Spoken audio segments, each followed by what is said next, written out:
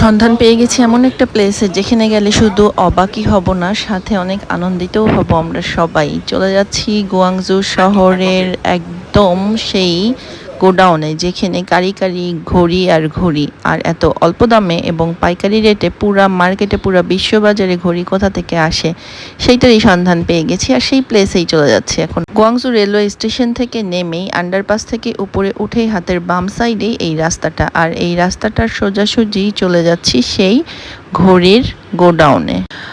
আমরা বাংলাদেশে অনেক রকমের চায়না ঘড়ি দেখে থাকি, তারা কোথা থেকে নিয়ে আসে সব কিছু 1 টাকাতে এনে 10 টাকাতে বিক্রি করছে, সব কিছুই এইখানে আছে, এই ভিডিওতে থাকছে, আপনারা দেখলেই বুঝতে পারবেন।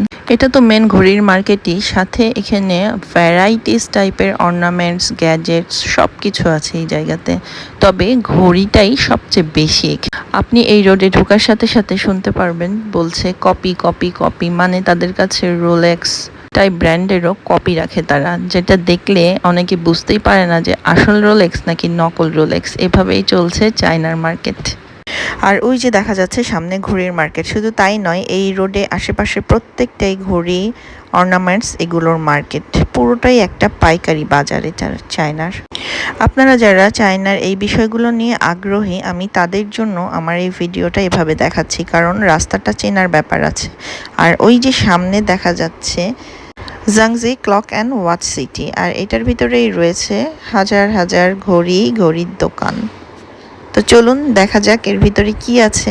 প্রথমে ফার্স্টের ফ্লোরেই সবাই যে ঘড়ি নিয়ে বসে আছে, তাদের কাছে হাজার হাজার ব্র্যান্ডের কপি ঘড়ি আছে।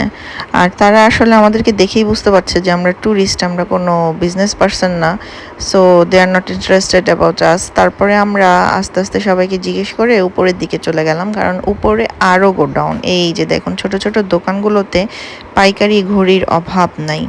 আর এইগুলো থেকেই আপনি যে কোনো ঘড়ি, যে কোনো স্টাইলের ঘড়ি একটা অর্ডার দিলে হাজার হাজার পিস তারা আপনাকে দিয়ে দিবে। আর সবচেয়ে মজার ব্যাপার হচ্ছে, আপনি ওদের সাথে একবার দেখা করেন আর সব সময় সারা জীবন বারবার আপনাকে দেখা করতে হবে না, কারণ একবার তাদের সাথে একবার পরিচিত হয়ে আসলে, তাদের ভিজিটিং কার্ড একটা নিয়ে নিলে, আপনি যখন একটা প্রোডাক্ট তাদেরকে অর্ডার করবেন বা কয়েকটা 6-7 রকমের স্যাম্পল নিয়ে আসবেন আপনার দেশে, যেটা আপনার পছন্দ হবে, যেটা মার্কেটে সবচেয়ে বেশি চলবে, সেই আইটেমটা আপনি পুনরায় তাদেরকে আবার উইচ্যাটের মাধ্যমে অর্ডার করে দিবেন, তারা আপনাকে কুরিয়ারের মাধ্যমে সেগুলো পাঠিয়ে দিবে। আর এখানে এখানে আপনার সাথে ফ্রড হওয়ার কোনো চান্সেস নাই। আপনি কখনো 50% অ্যাডভান্স করে আসতে পারেন, আবার আপনি তাদের সাথে কতটা পরিচিত হতে পারলেন সেসব ক্ষেত্রে আপনাকে পুরো প্রোডাক্টটাই তারা পাঠিয়ে দিবে, দেন পরে আপনি পেমেন্ট করবেন। শুধু তাই নয়, আপনার যদি স্পেশাল কোনো পছন্দ